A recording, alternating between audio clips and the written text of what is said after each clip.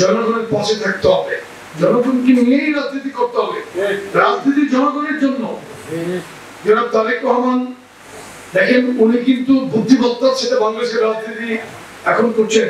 এখন বাংলাদেশের রাজনীতি কিন্তু উনি বুঝে শুরু করছেন বিধায় কিন্তু আজকে বাংলাদেশে আমরা অনেক প্রশংসিত একটি দল, বিশেষ করে আমাদের প্রিয় নেত্রী বেগম খালেদা জিয়া, উনি কোনোদিনও ওনার প্রতিপক্ষের বিরুদ্ধে কোনোদিনও কোনো অশালীন কথা বলেন নাই।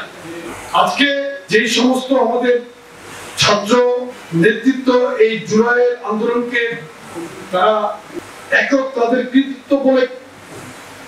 কৃতিত্ব দাবি করে তারা দীর্ঘদিন বাধানুবাদ করেছে, আপনি কি কখনো দেখেছেন আমাদের প্রিয় নেতা এটার কোনো উত্তর দিয়েছেন? এটা তো প্রয়োজন নাই, কারণ মানুষ কিন্তু সেই স্বাধীনতা যুদ্ধের যে ক্রেডিট আওয়ামী লীগ একক ভাবে নিতে চেয়েছিল সেটাও কিন্তু পছন্দ করে নাই। ওয়ালটন আবারও মিলিয়নিয়ার অফারে ওয়ালটন ফ্রিজ কিনে আপনিও হয়ে যেতে পারেন মিলিয়নিয়ার। মিলিয়নিয়ার ছড়াছড়ি দেশ জুড়ে, এটা শুধু ওয়ালটনই পারে। সেই জন্য এটাও কিন্তু কেউ পছন্দ করে নাই। আপনারা খুব এই গত কালকেই দেখেছেন যে শীর্ষ যে মিটিংটি হচ্ছে লন্ডনে, সেখানে কে কার সাথে বসেছে, এটাই তো মহান আল্লাহর পক্ষ থেকে নির্ধারিত ছিল।